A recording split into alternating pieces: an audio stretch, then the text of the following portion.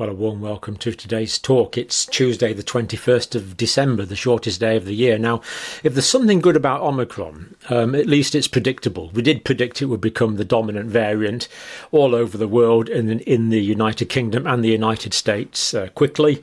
Let's just confirm that now. Now, this is the latest data from the UK here. These bits here are still incomplete. So the Omicron is the purple. Just look at the way it's increased so dramatically in such a short period of time. So basically from the start of December, we've gone from nothing up to about 71.6% in the UK. The official percentage in the United States, as we'll see, is even higher. There it is, it's about 75%. Now, this has gone in the United States even quicker. So 4 weeks ago, there wasn't any at all. 3 weeks ago, 2 weeks ago, last week. Now the dominant variant by quite a long way. This could partly reflect the fact that they've been a bit slower with the sequencing in the United States, but we've certainly got to the point now where it's the predominant variant. Now, the interesting thing to note here, and you've probably spotted this yourself, is a really important point. Let's just look at the American data again here. We see that it looks like Omicron is displacing Delta. So Delta seems to be getting less, whereas in the UK we've still got quite a lot of Delta. So in the UK we've kind of got the worst of both worlds. Although, to be fair, the proportion of the Delta is decreasing. I think we could say that, but we've still got both. Whereas in the United States it does seem to be more of a displacement exercise. So not so good news for the UK there. Slightly better news for the United States potentially. Now, these are the hospitalisations in South Africa, and they are still going up gradually. This data here is incomplete, of course, so some increase. But remember, we've got 7,500 people in hospital in the UK with coronavirus at the moment, with COVID at the moment, mostly due to the Delta variant.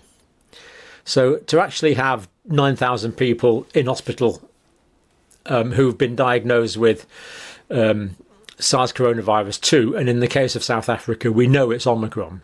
So 9,000 people in hospital for a population of 60 million. It's only slightly more than the UK is now, and this is after 4 weeks, just over 4 weeks now, of Omicron in South Africa.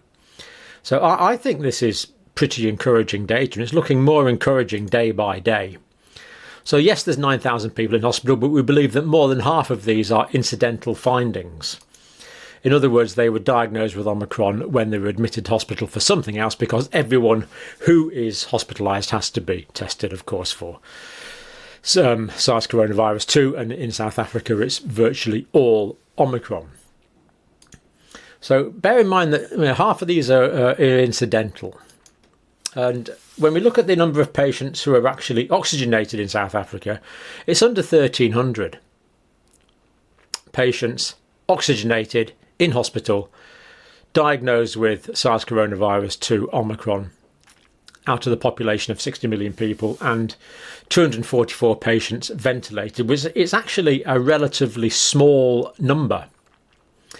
So this is after a month of Omicron now, so it's looking not too bad. Now let's just look at the United States cases here. So here we have the United States, and we see that the cases in the States are... This isn't really showing the data that well in the States. It's a bit out of date, but this is mostly Delta cases here, although we know Omicron's taken over. Now, deaths in the United States have remained reasonably high, unfortunately. And can we see the number of people in hospital in the States? Well, yes, we can. We see it is starting to go down slightly. And by different age groups as well as the total amount. But this is variable depending on the state. So it does depend on the particular state involved. So if we look at, I don't want to waste too much time, but let's look at a random one. Let's look at Idaho. Oh, and we see it's gone down there nicely.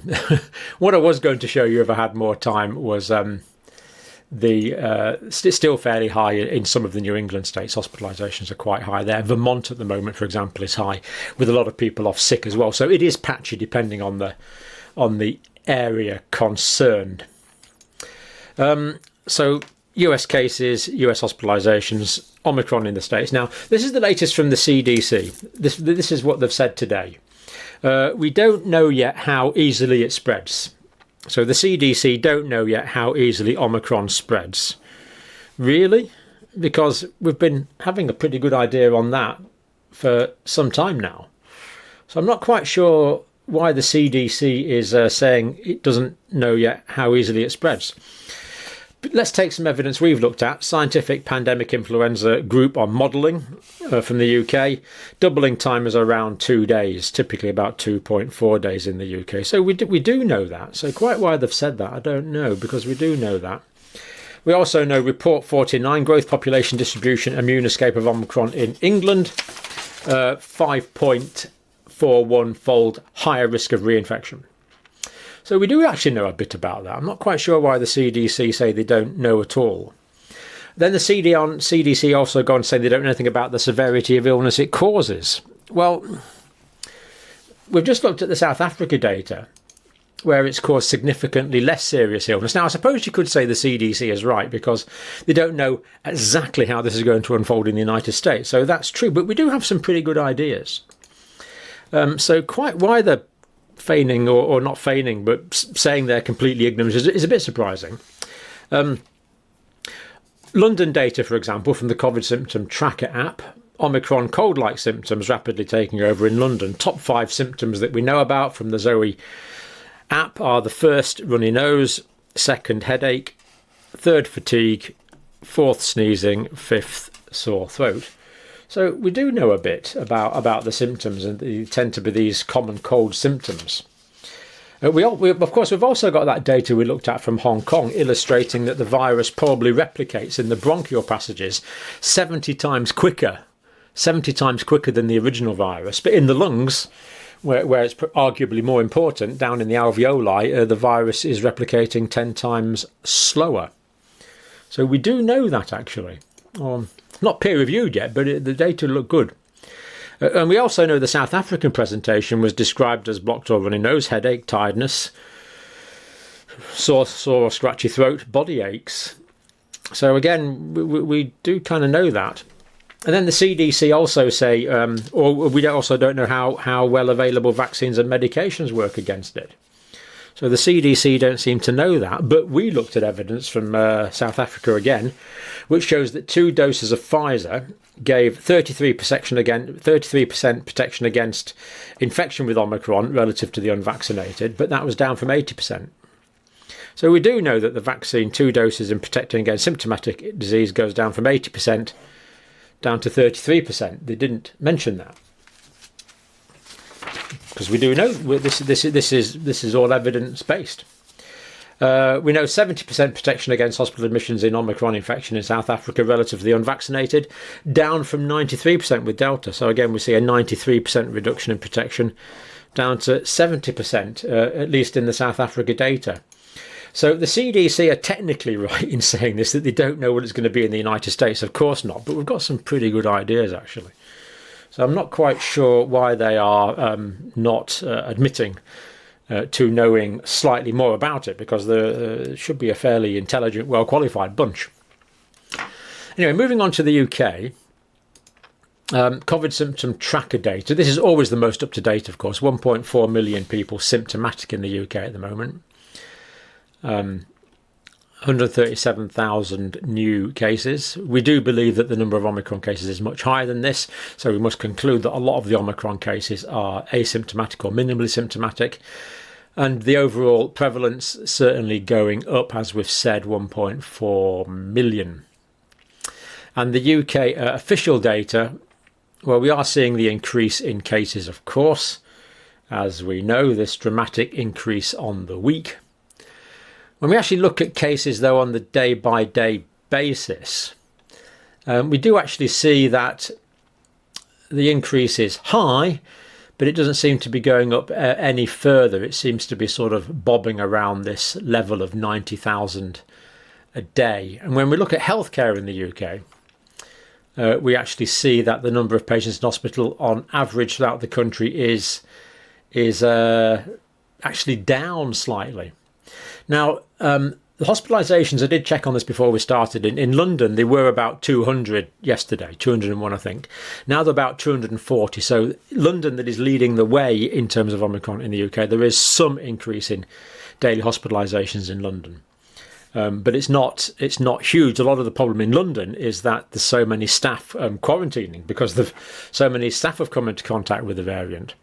So what the government are doing is they're looking at reducing the isolation period after exposure from Omicron for those that are fully vaccinated from 10 days down to 7 days, and that would immediately, of course, increase the workforce by 30%. Deaths in the UK. Well, thankfully, still going down. Now, of course, we know there's a delay with Omicron. No one's being naive about this, but that's where we are now. So that is some data from the UK. A bit more from the UK here. This is the Omicron UK data from the UK Health Security Agency. That's this site here. So UK confirmed Omicron cases, there was an extra 15,000 in the 15,363 in the past 24 hours. So 60,000 confirmed by genomic testing. S-gene target failure, which is a very good proxy for it, another 18,000 and 143 cases. So we can see officially diagnosed cases in the UK, somewhere over 200,000 now in officially diagnosed cases. But of course, we know the real number is probably that per day. UK hospitals, hospital Omicron patients in UK hospitals with a positive diagnosis of Omicron, 133. And we don't know about the whole country, but we do know in London that half of these are incidental findings. So for all of the UK, 133 people in hospital. Deaths unchanged from yesterday, still at 14. We don't know to what degree the Omicron infection was a factor in these deaths, whether it is of or with. We simply don't know that yet, but we do know that hospitalisations are still relatively low. Now let's just look at some international data as well.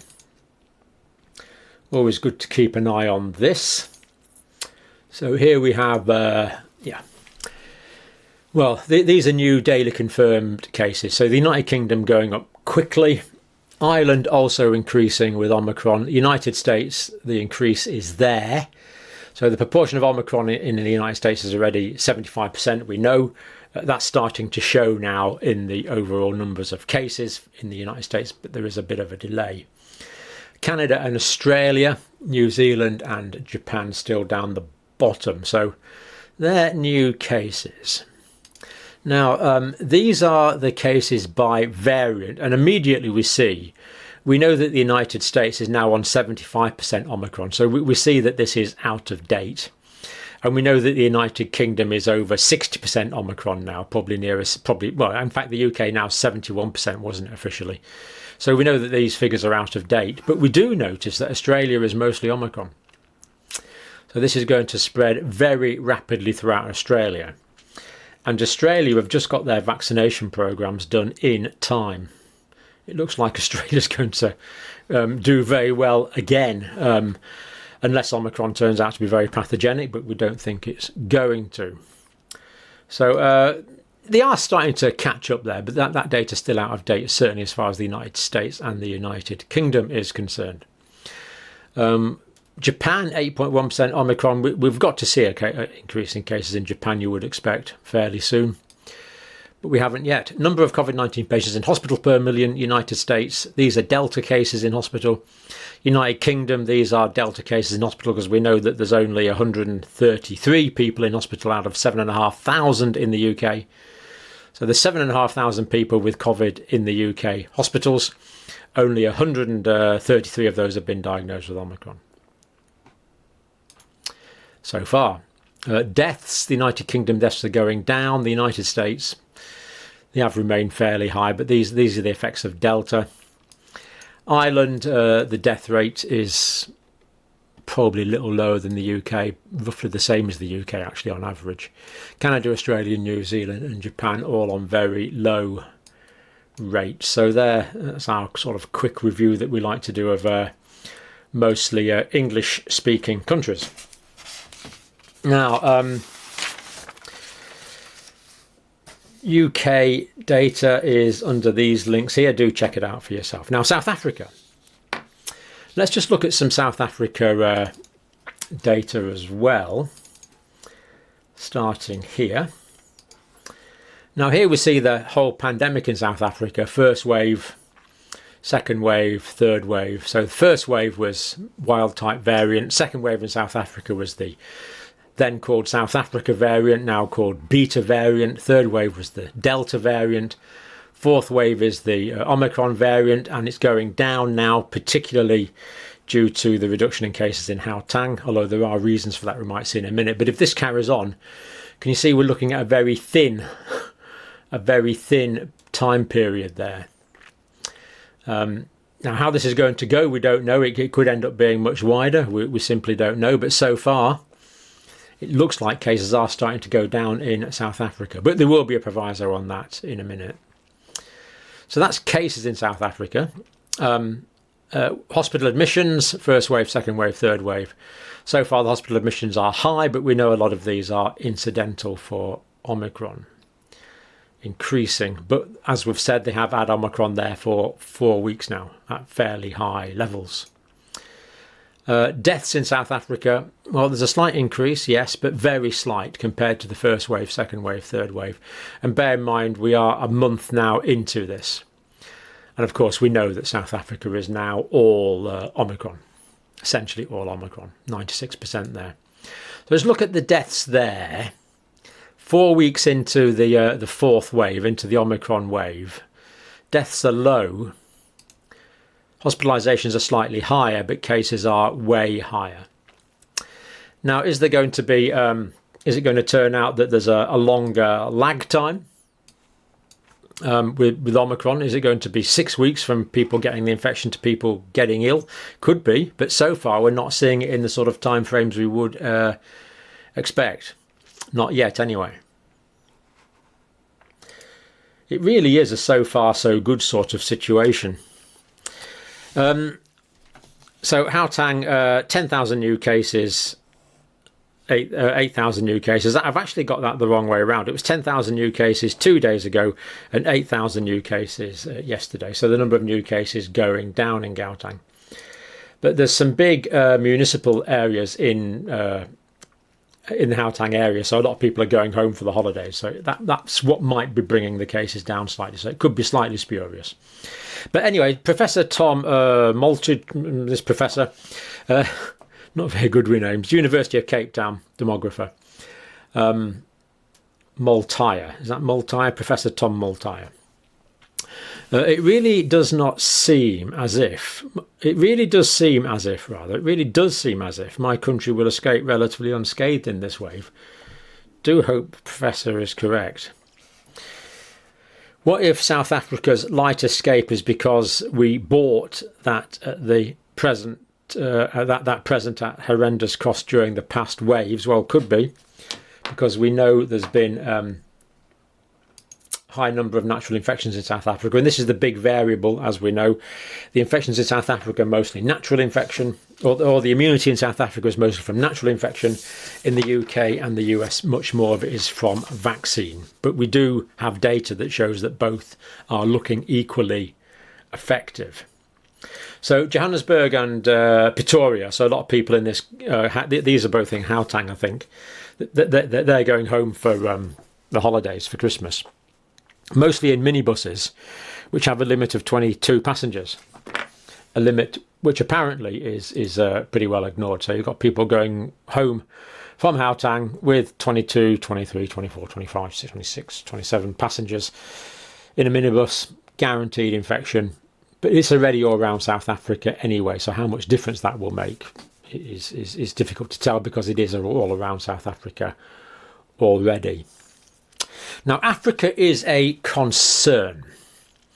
Here is some data from Africa, which of course is hopelessly limited.